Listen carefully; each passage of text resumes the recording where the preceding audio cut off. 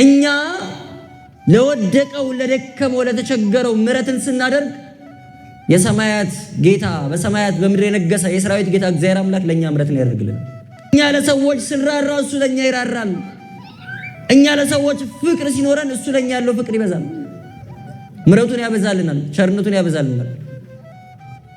እኛ ስንጨክን ደግሞ እኛ ልባችንን ስናደነድን እኛን የሚምርበት ምክንያት ስናሳጣው እንዴት አድርጎ ይማረን እግዚአብሔር። የበዛ ኃጢአትን የበዛው በደልሽን የኃጢአታችንን ክርፋት ሽታውን በምጽዋት አርቁት እሱ አንዴ ነው ቢጤ እየለመነ ባክን በማርያም እያለ ፊትን ቋጥረበት ጨከነበት አጠገቡ ስታልፍ አንተ በጣም በተጨነክበት ቀን በተቸገርክበት ቀን እግዚአብሔርን ጌታ ወይ እንደው ማረኝ በማርያም እያልከው ዝም ሲል የሚሰማን ስሜት አስቢ ነው። እኛ ስንጨክን ደግሞ እኛ ልባችንን ስናደነድን እኛን የሚምርበት ምክንያት ስናሳጣው እንዴት አድርጎ ይማረን እግዚአብሔር። ንጹህ እንጀራ መብላት ይናፍቃቸዋል እኮ ከኛ እጅ በንጹህ ሳህን እንጀራ መብላት ይናፍቃቸዋል ክርስቲያኖች። በታጠበ ሳህን በፌስታል ነው የምንሰጣቸው። ወንበር ላይ አናስቀምጣቸውም፣ ወደ ቤት አናስገባቸውም። እያስተናገድን ያለነው ክርስቶስን እንደሆነ ብናስብ እኮ ግን እንደዛ ነው። ጾም ስስትን የምናሸንፍበት፣ ጾም ትዕቢትን የምናሸንፍበት መሳሪያችን። ክርስቶስ ቤቱ ቢመጣ በር ላይ በረንዳ ላይ መሬት አስቀምጦ በሰባራ ሳህኑ በፌስታል ትላንትና በልቶ ያስተረፈውን ያደረ እንጀራ የሚሰጥ ሰው አለ? ያ ነዳይ እኮ ክርስቶስ ነው። እኔ ነኝ አለ እኮ ጌታ። እግዚአብሔር አምላካችን ቢወድና ቢፈቅድ ለሚቀጥሉት ጥቂት ደቂቃዎች ከኔ ጋር የእግዚአብሔርን ቃል እንነጋገራለን። በመካከላችን ተገኝቶ የሚረባንን ምንናዘዘው ለአባቶቻችን ለካህን ሰይጣን እንዳትናዘዝ ብዙ ነገር ያደርግባል። አሁን እስቲ እንደው ምን ብለህ ነው አሁን ለእኚህ ካህን ሄደህ ኃጢአትን የምትነግራቸው? ሰው ያደርጉሃል። አሁን ድጋሜ ሄደህ ልትነግራቸው ነው ይላል ሰይጣን። ኃጢአቱን ስትሰራ አይዞ እግዚአብሔር መሐሪ ነው ብሎ ያሰራሃል። ልክ ልትናዘዝ ስትል ግን ያስፈራሃል። ስትስበው ያልፈራኸውን ኃጢአት ስትተፋው ያስፈራሃል። ኃጢአቱን የሚሰውር ደግሞ አይለማም ይላል ርዕሳችን አይደል? ኃጢአቱን የሚሰውር ምን አይልም አይለማም ማለት አይጸድቅም ማለት። አንድ ተክል ለማ ማለት ጸደቀ ነው አይደል? ኃጢአቱን የሚሰውር ሰው አይጸድቅም። ኃጢአታችንን ዘርዝረን መናገር አለብን። ኃጢአታችንን ስንናገረው ሙሉ በሙሉ ከኛ ላይ ያለው ኃይል ከኛ ይሄዳል እና ጽድቅ የመስራት ጉልበት ይሰጠናል። መጽሐፍ ቅዱስ ላይ ኃጢአትን መደበቅ ምን ያህል እንደሚጎዳ የምናውቀው አንድ ምሳሌ ልስጣችሁ። ነቢየ እግዚአብሔር ዳዊት ንጉሥ ዳዊት በሕይወት ዘመኑ አንድ የሰራው ኃጢአት ነበር። በዚህ ኃጢአቱ እድሜውን ሙሉ አልቅሷል። አንዴ በሰራው ኃጢአት እድሜውን ሙሉ አልቅሷል። እኛ እድሜያችንም ሙሉ በሰራነው ኃጢአት አንዴ አልቅሰን እናውቃለን? አናውቅም። ዳዊት ምንድነው የሰራው መሰላችሁ? መጀመሪያ ስራ መፍታት። ስራ መፍታት ራሱ አንዱ ኃጢአት። የእህትሽ የሰዶም ኃጢአት ምንድነው ይልና ትንቢተ ሕዝቅኤል ላይ አንዱ ስራ መፍታት ነው። ስራ ሲፈታ ሰይጣን ስራ ይሰጠዋል። ሰው ሰይጣን የሚሰጠው ስራ ደግሞ ኃጢአት። ስራ ፈቶ በሰገነቱ ላይ ሲመላለስ አንዲት ሴት ገላዋን ስትታጠብ ተመለከተ። ማናት ብሎ ጠየቀ። የኬጢያዊው የኦርዮ ሚስት ናት አሉት። የሰው ሚስት ናት ከተባለ በኋላ ሌላ ወሬ ያስፈልጋል? አያስፈልግም። ዳዊት ግን አስመጣት። የኬጢያዊው የኦርዮን ሚስት ቤርሳቤህን አስነወራት ይላል መጽሐፍ ቅዱስ። ባልና ሚስት የሚፈጽሙትን ሩካቤ አዳምም ሚስቱን ሔዋንን አወቃት አይደለም የሚለው። ከሕግ ውጭ ከሆነ ግን አስነወራት የሚለው ደረሰባት ነው። ከዛ ዳዊት አስነወራት። ይቺ ሴት ከወር ልማዷ ነጽታ ነበር ገላዋን ስትታጠብ የነበረው። ስለዚህ ጸነሰች። መልእክተኛ ላከችበት። ንጉሥ ሆይ ያንተን ልጅ ጸንሻለሁ አለችው።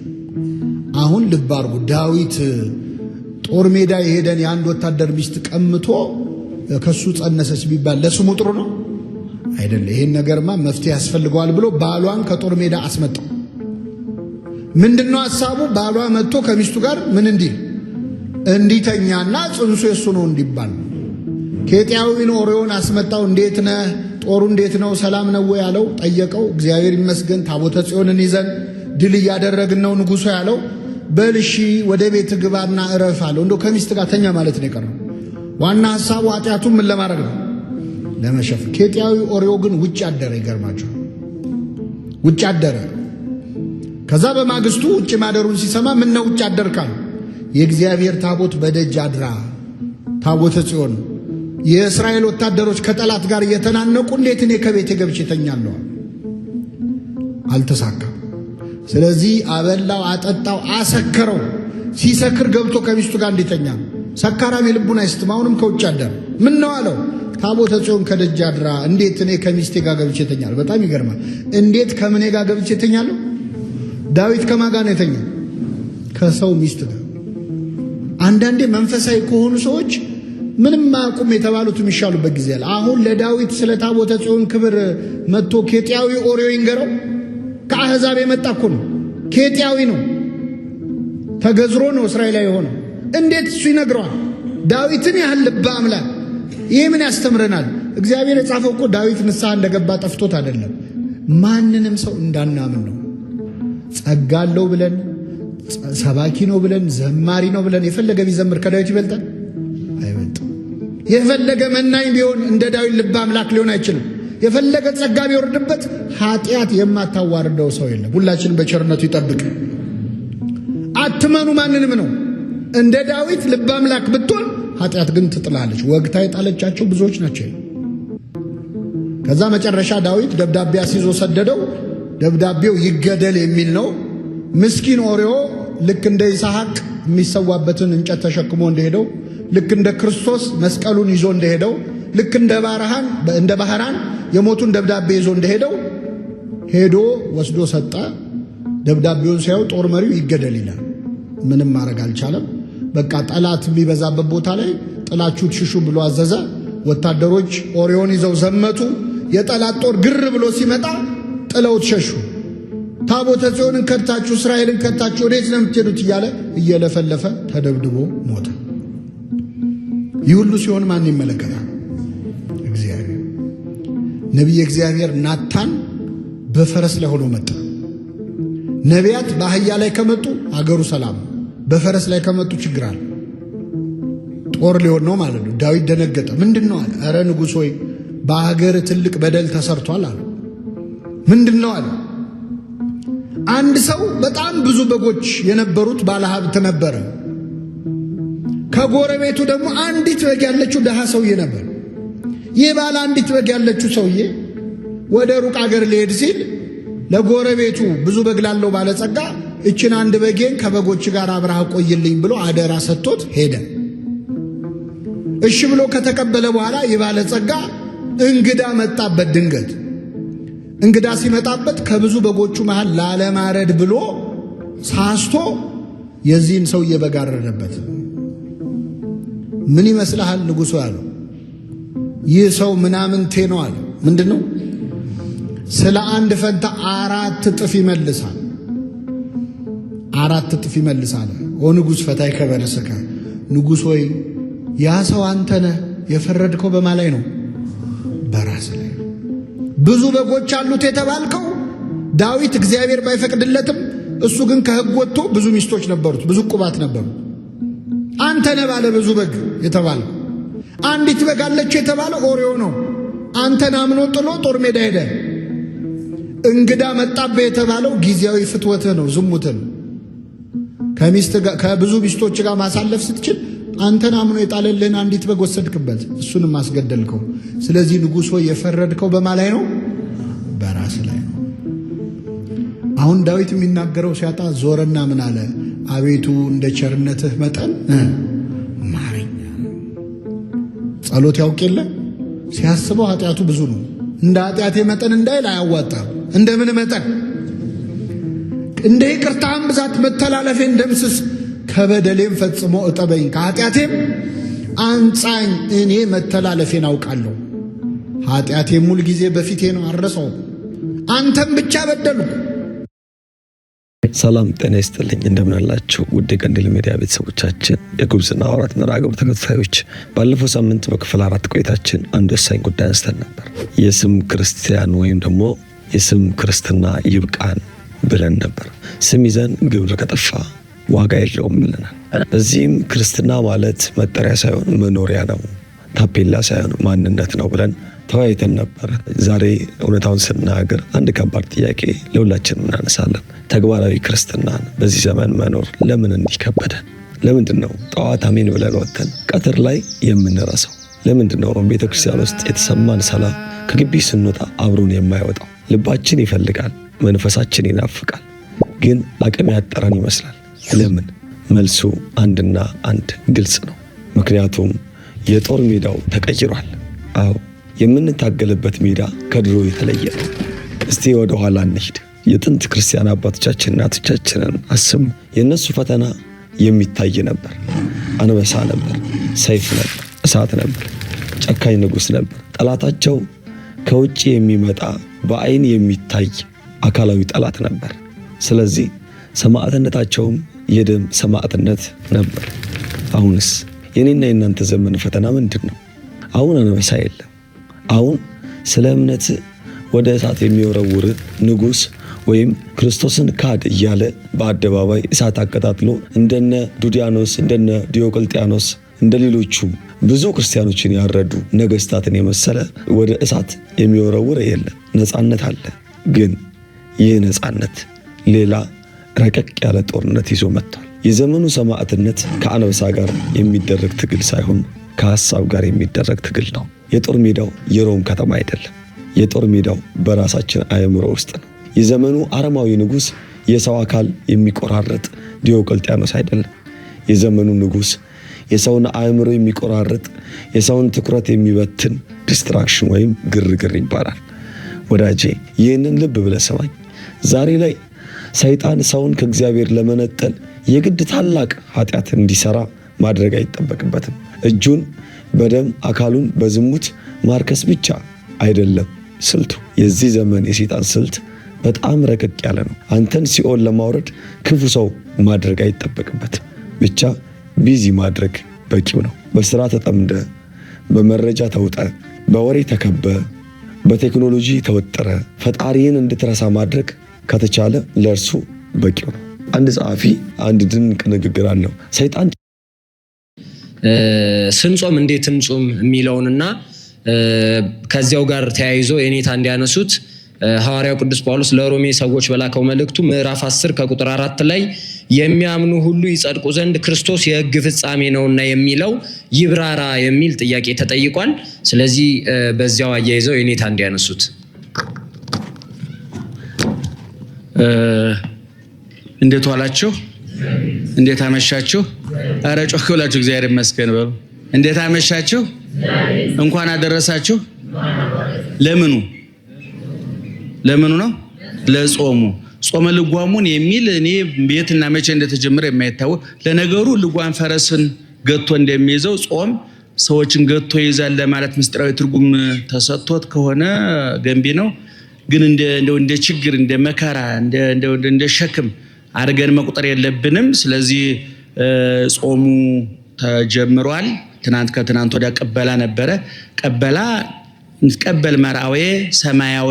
ቅበላ ማለት ስጋ መብላት፣ ወተት መጠጣት፣ እንቁላል መብላት ለሁለት ወር ያህል አናገኝህም እና እንበቀል ብሎ አንዳንዱ በቀል እንደው የሆነ ስጋን ለመበቀል ወተትን ለመበቀል የታበክ 2 ወር ብጠፋም ዛሬ በቀላለሁ አይነት ነው የሚመስለው እንጂ ጾሙ ለበረከት እንደመጣል የማይመስል አቅጣጫ ይታያል። እና አባቶቻችን ግን ቅበላ የሚሏት ከጾመ ነነዌ እስከ አብይ ጾም ያለችው 14 ቀን ቅበላ ነው የምትባለው። ንትቀበል መርአዌ ሰማያዊ ክርስቶስን እንቀበለው ነው። መቼም ንጉስን ለመቀበል መንገድ ይጠረጋል፣ ምግብ ይዘጋጃል፣ መልካም ህፃናት አበባ ቅፍ ይዘው ይዘጋጃሉ፣ ባለስልጣኖች ንጹህ ለብሰው ይዘጋጃሉ። የባለስልጣኑ አይን መጥፎ ነገር እንዳይ ቆሻሻ ሁሉ ይጠረጋል። አፄ ኃይለ ሥላሴ የውጭ ሀገር ፕሬዝዳንቶች ለጉብኝት ሲመጡ ይህንን ከተማ ውስጥ ያለውን አይነ ስውሩን እጅግር ያጣው ሁሉ ሰብስበው አንድ ቦታ ያጉሩ ነበር ይባላል። እነዛ ፕሬዝዳንቶቹ አይናቸው ክፉ እንዲያይ ይባላል። ግን ክርስቶስን የምንቀበለው አካል ጉዳተኞችን አሰልፈን ነው፣ ችግረኞችን አሰልፈን ነው፣ ቁስለኞችን አሰልፈን ነው፣ የጎደለባቸውን አሰልፈን ነው። ምክንያቱም የኛ ጌታ የጎደለ የሚሞላ እንጂ በሞላበት የሚገኝ አይደል። የተራበ የሚያጠግብ እንጂ ከጠጋበኞች ጋር የሚዘል የሚጨፍር አምላክ የለንም እኛና በደንብ እየሰማችሁ ነው። ስለዚህ ቀበላ ማለት ማንን መቀበል ማለት ነው? ክርስቶስን መቀበል ይሄን ሰሞን ለጾሙ ተቀብለናል።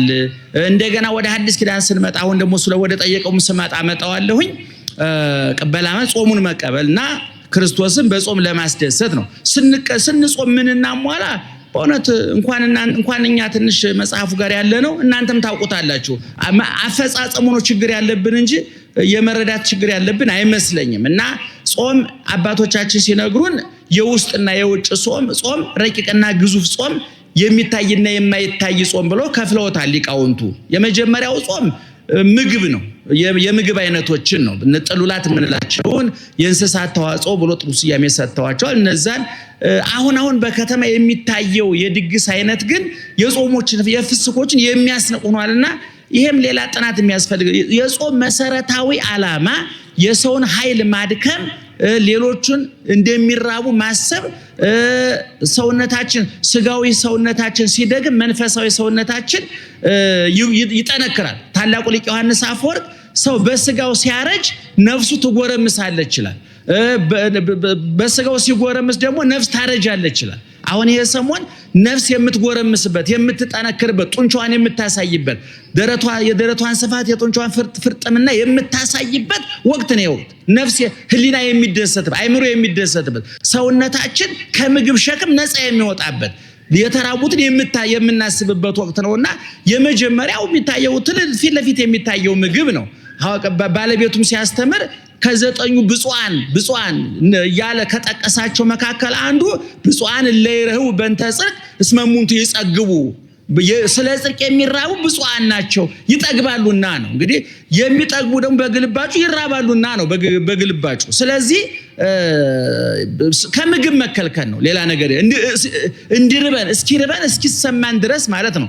ሁለተኛውና ደግሞ ረቀቅ ያለው ጾም ደግሞ ታላቁ ሊቃችን ቅዱሳችን የኢትዮጵያ ዘወደ አፍሪካ ኩራት የሆነው ቅዱስ ያሬድ ብሉይን ሐዲሱን በተነተነበት መጻሕፍተ መነኮሳት መጻሕፍተ ሊቃውንቱን ባብራራበት ከሱ በፊት የተጻፉ ድርሳናት ገድላትን ባመሰጠረበት በጾመ ድጓ በሌሎችም ድርሳናቱ ሁልጊዜ እንደምንለው ቅዱስ ያሬድ እንደነ ኢሳይያስ እንደነ ቅዱስ ጳውሎስ እንደነ ኢሳይያስ ብሉይን የሚያውቅ እንደነ ቅዱስ ጳውሎስ ሐዲሱን የሚያውቅ ብሉይ ሐዲሱን ያወቀ ደራሲ ነው፣ ጠቃሽ ነው፣ አመስጣሪ ነው።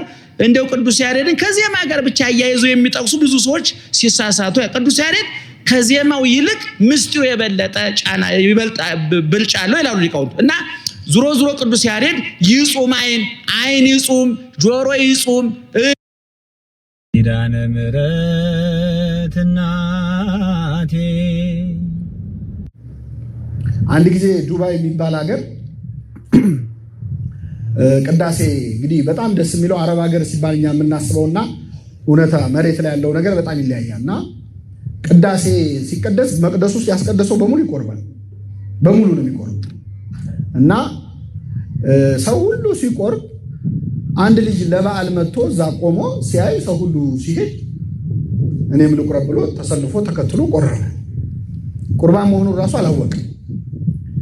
ከዛ ሲወጣ ቆራቢዎች በዚህ ጋር ሲባል አይኔ ቆራቢ አይደለሁም ማለትና ወደዛ ሄደ። ከዛ ሲሄድ እንዴ ኧረ ቅድም ተቀብለሃልና አሉት። ቁርባን ነው እንዴ አለ። ወይኔ እናቴ አለ። ብዙ ነገር ሳለ አለ። አሁን ለዚህ ሰውዬ ስጋው ደግሞ መቀበል ማለት ሞት ነው። የዘላለም ሕይወት አይደለም፣ ሞት ነው ለሱ። አበቃልኝ አለ። በስንት መከራ ተምሮ በስንት መከራ ተገስጾ እሱማ እኮ ስጋው ደግሞ ተቀብለሃል አሳድፈው ነው እንጂ ክርስትና ስትነሳስ ተቀብለ የለ ወይ አብሮ ነው ያለው ብለን በስንት መከራ ጽናና ከዚህ ብዙም እንኳን ይሻልኛል። የርቀት ትምህርት ላይ ችግር የለብንም። የርቀት ይሁን እንጂ ቤተክርስቲያን በርቀት አይደል ብቻ ንስሐ ስጋው ደግሞ መቀበል ወደ መቅደሱ መቅረብ ያ ሲሆን ትምህርቱ አይስማማም። የእነዚህ ሰዎች እንግዲህ ችግር ይሄ ነበረ። ሐዋርያት ሁሉ ትምህርቱ እንዲስተካከል ሐሳብ አቀረቡ። ይገርማቸዋል። ጌታ ሆይ ይሄ የሚያስጨንቅ ንግግር ነው፣ ማን ሊሰማው ይችላል አሉ። ጥሩ ስትናገር ውለህ አሳና እንጀራ አብልተህ ሰው ሁሉ ደስ ብሎ ሲከተል ውሎ መተህ ስጋዬን ብሉ ስትል ይሄ ያስጨንቃል። የቤተክርስቲያን ትምህርት ሁሌ ስለ ስጋ እንዲሆን የሚፈልግ ሰው፣ ሁሌ ስለ ምግብ፣ ሁሌ ስለ ችግር፣ ስለ ኑሮ ውድነት፣ ስለ ዓለም ላይ ስላለው ኪዮስ መበጥበጥ፣ ስለ እሱ ብቻ ተጽናንቶ ደስ ብሎት የፊል ጉድ ሙቪስ እንደሚባሉት አይደል። በቃ ሰው ደስ ብሎት መሄድ ያምረዋል። ስለ ንስሐ ስለ መግባት ስጋው ደግሞ ስለ መቀበል ሲሆን ግን ደስ አይለው እና ይሄ በቤተክርስቲያን ታሪክ የሚገርማችሁ ብዙ ሰው ተፈትኖበታል። መናፍቃንም ተነስተዋል እኮ ስጋዬን ብሉ ደሜን ጠጡ የሚለውን ነገር መቀበል አቅቷቸው አይ ስጋዬ ያለው ስጋዬ ለማለት አይደለም መታሰቢያ አድርጉ እንዲሁ እንደ ስጋዬ ቁጠሩት አላለም ክርስቶስ። ስጋዬን የሚበላ ደሜን የሚጠጣ የዘላለም ሕይወት አለው፣ ያልበላ ያልጠጣ ሕይወት የለውም። ሐዋርያት ያስጨንቃል ሲሉትም አይ እኔ እኮ ማለት የፈለኩት ስጋዬ ሳይሆን እንዲህ ለማለት ነው አላለም። አልተረጎመውም። ትርጉም ያለው ይሆን ይተረጉመው ነበር። ለዓለም የምሰጠው እንጀራ ስጋዬ ነው አለ ክርስቶስ። አይስተባበልም። ማንም ሊጨንቀው ይችላል። ስጋዬን ብሉ ደሜን ጠጡ አለ። ሐሙስ ዕለትም ሐዋርያቱን ሰብስቦ እንካችሁ ብሉ ይህ ምኔ ነው። ኪዳነ ምሕረት እናቴ። አንድ ሰው ከቤተ ክርስቲያን አስተምህሮ ውጪ ማስተማር የጀመረ ቀን ከቤተ ክርስቲያን መለየት ለመጀመር ጎዳና ጀምሯል ማለት ነው። ስለዚህ ያን ሰው መጀመሪያ ቤተ ክርስቲያን የምታረገው ፍርድ ቤት አይደለችምና እንደ ሐኪም ቤትነቷ ለማስተማር፣ ለመምከር፣ ለመገሰጽ ነው የምትሞክረው። አንዳንዶቻችን ይህንን ባለመረዳት ነው በዘመናችንም ሆነ ትላንትና የነበሩ የክህደት ትምህርቶች ቶሎ ብለን ስንሰማ ለመፍረድ እንቸኩላለን። ለመፍረድ የምንቸኩል ሰዎች ለቤተ ክርስቲያን ቀናኢ ሆነን ነፍስ እንዳለን ክደው ያሉትም ሰዎችና የተጠራጠሩትም ሰዎች ነፍስ አላቸው የላቸው? ስለዚህ መጀመሪያ ስለ ነፍሳቸው ነው ቤተ ክርስቲያን የሚያስባት። ነፍሳቸው መመለስ እንዲችል አይምሯቸውም ታርቆላቸው ወደ ቀናው ጎዳና መምጣት እንዲችሉ መጀመሪያ ይማራሉ። ስተት እንደሆነ ይነገራቸዋል። ይህንን ሰምተው ተምረውም አድምጠውም የማያምኑና የማይመለሱ ከሆነ በቤተ ክርስቲያን አንድ የማይሰራ ብሂል አለ። እሱ ምንድነው? ጣት ገማ ተብሎ ተቆርጦ አይጣልም የሚባል ነገር የለም። ስለሌላው ሰውነት ጤናማነት ሲባል ተቆርጠው የሚጣሉ ሰዎች ሊኖሩ ይችላሉ። ተቆርጠው የሚጣሉትን ተጠልተው አይደለም፣ ለብቻቸው ሆነው ስህተታቸውን ማየት የሚችሉበትን ጊዜ ለመስጠት ነው። እየሰማችሁ ነው? ክህደት በነገራችን ላይ ሰው ላይ ሊያመጣው የሚችለው አንደኛው ውጤት እንዳልኳችሁ ተምሮ የማይመለስ ከሆነ መወገዝ ነው፣ መውጣት ነው። ወጥቶ የሚጣለው ግን ላይመለስ ከዚህ በኋላ ለመባረር አይደለም። ያለበት ቦታ ላይ ሆኖ ወደ ልቡናው ከተመለሰ የሰራው ስራና የተናገረው ትምህርት ከቤተ ክርስቲያን ውጪ እንደሆነ ካመነ ቤተ ክርስቲያን አሁንም የይቅርታ በሯን ከፍታ ነው የምትመለስ። እየሰማችሁ ነው? ለዛ ነው አንዳንዶቻችን ሰዎች ወጥተው እንኳን ይቅርታ ጠይቀው ሲመለሱ እንደው ወንድ የሆነ ይጥፋ የምንል ሰዎች አሉ። እንደው አንዴ እንኳን ጨከን ብለው ቆርጠው ቢጥሉ እንላለን። እናንተ ነፍስ እንዳላችሁ ሌላውም ሰው ነፍስ አለ። እየሰማችሁ ነው? ለቤተ ክርስቲያን ያለንን ፍቅር በቃለ ጽርፈት ወይም በስድብ ለቤተ ክርስቲያን ያለንን ፍቅር በሰው ነፍስ ላይ በመጨከን የሚገለጥ ምንም አይነት ሃይማኖታዊ አስተምሮ ቤተ ክርስቲያን የላትም። እንኳን እኛ አሁን የሚበድሉትን ሰዎች ለመታገስ ይቅርና ክርስቶስ ራሱ አሳልፎ የሚሸጠውን ይሁዳ እስከ መጨረሻይቱ ሰዓት ድረስ ታግሶታል። ምን ቁም ነገር ሊያስተምረን ፈልጎ እንደሆነ ታውቃላችሁ? እርሱ እያወቀ የተሸከመውን እናንተ በደላቸውን ባታቋቸው እንኳን እንደዚህ ያክል ነፍስ አላቸው ብላችሁ መታገስ አለባችሁ ለማለት ነው። እየሰማችሁ ነው? ስለዚህ ቢቻል እንዲመለስ ይደረጋል። እማይሆን ግን ከሆነ ራሱን ማየት እንዲችል እንዲለይ ይደረጋል። ይሄን በነገራችን ላይ እኮ ልብ አላላችሁትም እንጂ ንስሐ በምትገቡበት ጊዜ ላይ ቀኖናችሁን እስክጨርሱ ድረስ ቅዱስ ቁርባን መቀበል ትችላላችሁ?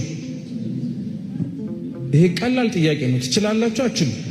አትችሉም። አለመቻላችሁ ግን እስከ መጨረሻው ድረስ ተከልክላችሁ ለማራቅ ነው።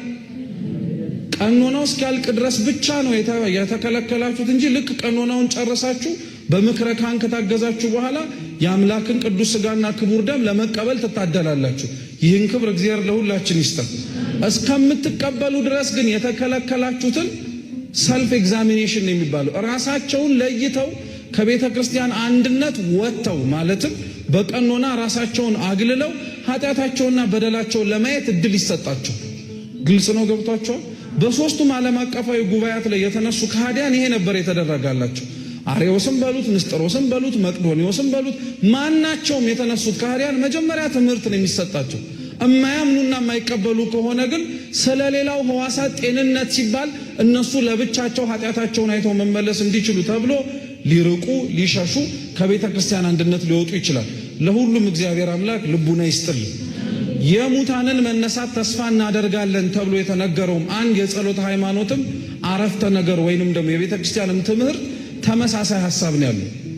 የክርስቶስን ከሙታን መነሳት ይቅርና በጥቅሉ በቤተ ክርስቲያን ታሪክ ላይ በነበሩት ቆይታዎች ላይ ብዙዎች ስለ ሙታን መነሳት የማያምኑና የማይቀበሉ ነበሩ።